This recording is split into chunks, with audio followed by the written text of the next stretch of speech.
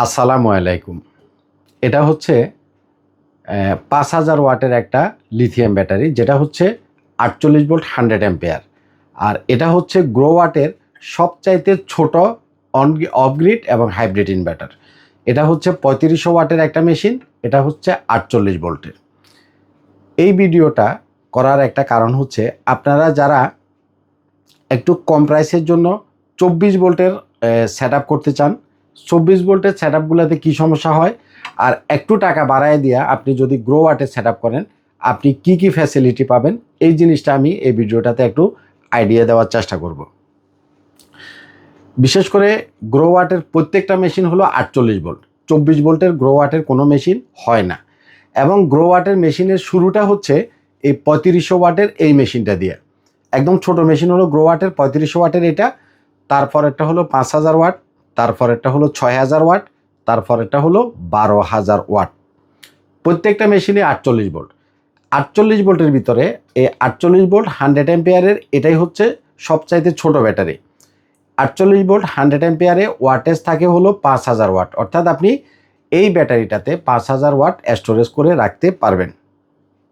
এর চাইতে বড় ১৬ কিলোওয়াট।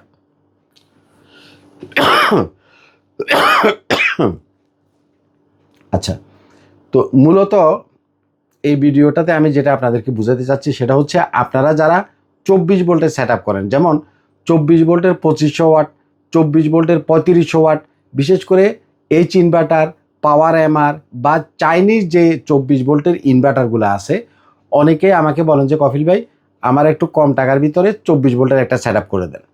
তো ২৪ ভোল্টের খরচ একটু কম, কিন্তু ২৪ ভোল্টের কিছু সমস্যা আছে। কি কি সমস্যা আছে? এক নাম্বার হচ্ছে ২৪ ভোল্টের যে মেশিনগুলা, এগুলা 100% সোলার থেকে ডাইরেক্ট আউটপুট দেয় না। আপনার সোলার থেকে যদি আপনার বিওসি প্যানেলের বিওসি যদি ২০০-র উপরে উঠে, সোলার থেকে সর্বোচ্চ সে ৫০%, ৬০% এরকম আউটপুট দেয়। আর বাকিটা সে গ্রিড থেকে শেয়ার করে, মানে কারেন্ট থেকে শেয়ার করে। এই জিনিসটা আপনি খেয়াল করে দেখবেন। আর গ্রো ওয়াটের এই মেশিনগুলা 100% সোলার থেকে আউটপুট দিনের বেলাতে দিবে, যার ফলে দিনের আপনার ১ টাকাও ইলেকট্রিসিটি বিল আসবে না। কথাটা আপনি বুঝছেন কিনা? প্রথম কথা হচ্ছে, যদি আপনি 100% আউটপুট চান, যারা ৩৫০০ ওয়াটের সেট আপ করতে চাচ্ছেন, সেটা ২৪ ভোল্ট না করে ৪৮ ভোল্টে আসবেন। যদি ৩৫০০ নিচে করেন, ২৫০০ ওয়াট, ২০০০ ওয়াট, সেক্ষেত্রে আপনি ২৪ ভোল্ট করতে পারেন। কিন্তু যারা ৩৫০০ ওয়াটের ভিতরে ২৪ ভোল্ট করতে যাচ্ছেন, তারা করবেন না। তারা একটু কষ্ট করে আর কয়টা টাকা বেশি দিয়ে হলেও এই গ্রো ওয়াটের মেশিনটা দিয়ে ৪৮ ভোল্টের সেট আপটা করবেন। তাইলে দিনের বেলাতে আপনার ঘরের লাইট, ফ্যান, টিভি, পানির মোটর বা এয়ার কন্ডিশন, আপনি যা কিছু চালাবেন সেটা দিনের বেলাতে ডাইরেক্ট সোলার থেকে চলবে। দিনের বিলটা আপনার 100% সেভ হবে। আর ২৪ ভোল্টে সর্বোচ্চ 50-60% আপনি সোলার থেকে পাবেন। আর বেশিরভাগই দেখবেন যে মানে গ্রিড থেকে সে নিচ্ছে। আপনি দেখবেন যাদের আপনাদের ২৪ ভোল্টের সেট আপ আছে, আপনারা একটু চেক করে দেখবেন। এটা গেল আউটপুটের বিষয়। সেকেন্ড হচ্ছে গ্রো ওয়াটের যে বিল কোয়ালিটি। ২৪ ভোল্টের চাইনিজ যে ইনভার্টারগুলো আছে, গ্রো ওয়াটের সাথে তো মানে বিল কোয়ালিটি, লংজিভিটি, অ্যাপ সাপোর্ট, এই জিনিসগুলো যদি আপনি চিন্তা করেন, ২৪ ভোল্টের ইনভার্টারগুলো তো গ্রো ওয়াটের সাথে মানে ম্যাচই করে না। কোথায় গ্রো ওয়াট আর কোথায় হলো চাইনিজ ইনভার্টার।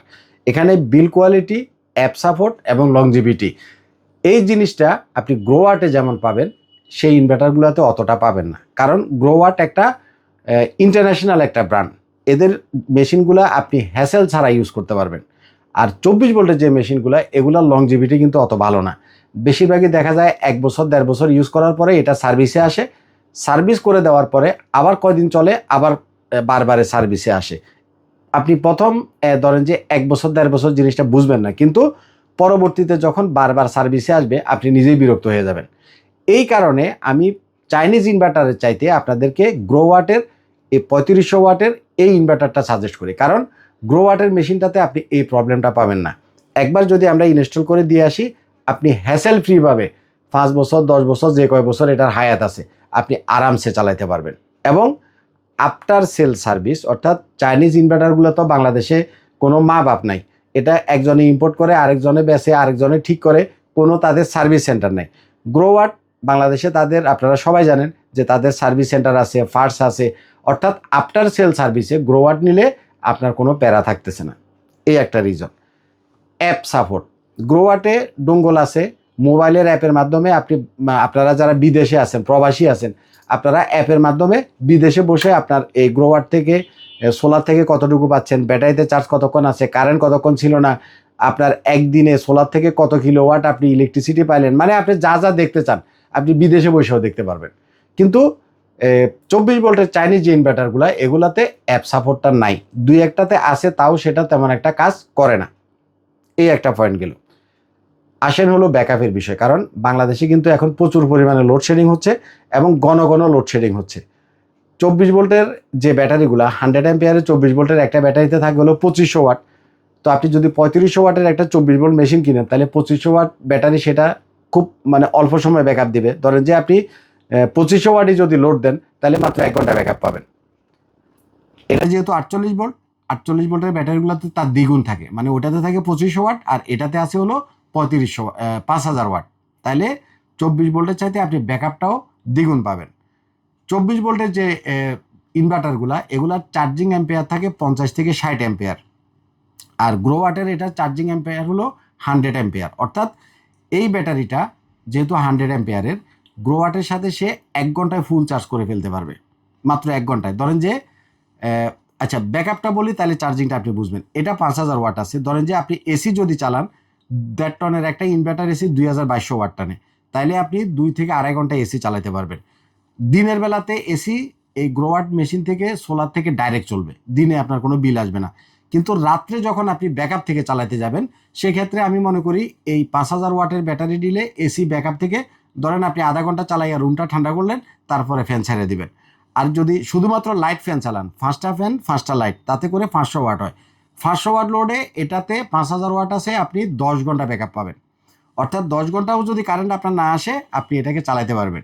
যদি 1000 ওয়াট লোড দেন, তাহলে আপনি 5 ঘন্টা ব্যাকআপ পাবেন। এই 10 ঘন্টা বা 5 ঘন্টা পরে যখন আপনার ব্যাটারি একদম জিরো হয়ে যাবে, তখন যদি কারেন্ট আসে, মাত্র 1 ঘন্টায় আবার ফুল চার্জ হয়ে যাবে। অর্থাৎ খুব দ্রুত চার্জ হবে, ব্যাকআপ পাবেন লং টাইম। এদিক থেকে আপনি একটা ফ্যাসিলিটি পাবেন। এখন কথা হচ্ছে, এই সেট আপটা করতে তো কফিল ভাই আমার খরচ একটু বেশি যাবে, এই জন্য আমি 24 ভোল্টে যাইতে চাইছিলাম। খরচ যদি বেশি যায়, আপনি যেটা করতে পারেন, প্রথমে ব্যাটারি আর হলো ইনভার্টারটা আপনি ইনস্টল করে ফেলবেন। সোলারটা আপনি পরে লাগান, 6 মাস পরে লাগান, লাগলে আগামী বছর লাগান।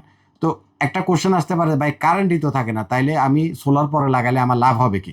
লাভ এটা হবে, আপনার কস্টটা কমে আসলো, আর ব্যাকআপের হিসাব তো আমি একটু আগে বুঝাই দিলাম।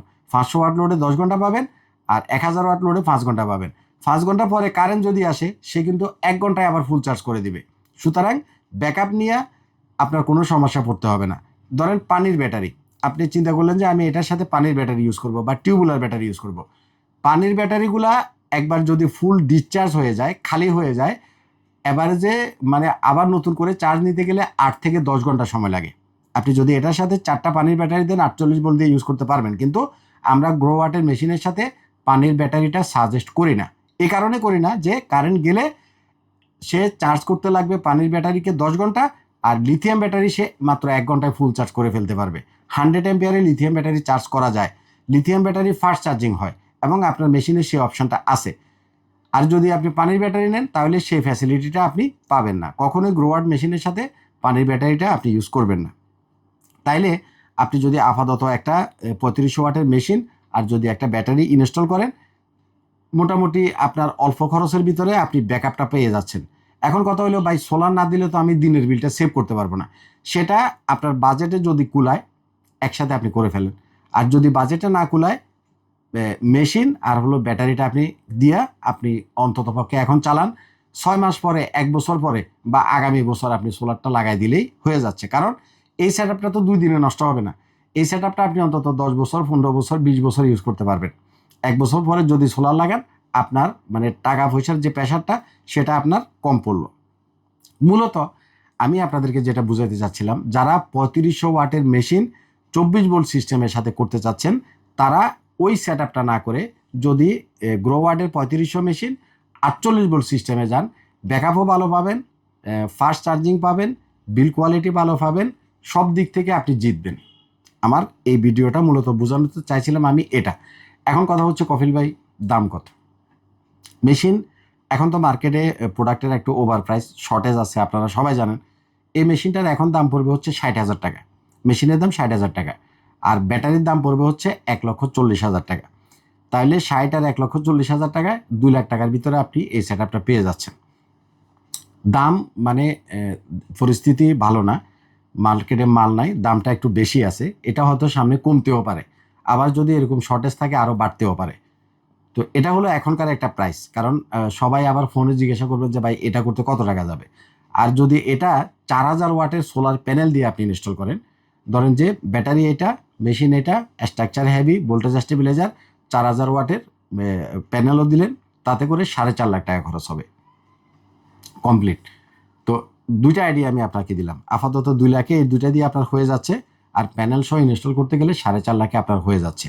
তো আমার মূল উদ্দেশ্যটা হচ্ছে আপনারা যারা 3500 ওয়াটের মেশিন 24 ভোল্টে করতে চাচ্ছেন, সেটা না করে এটা করেন, আপনার জন্য সব দিক থেকে বেস্ট হবে। ভালো থাকবেন, আসসালামু আলাইকুম।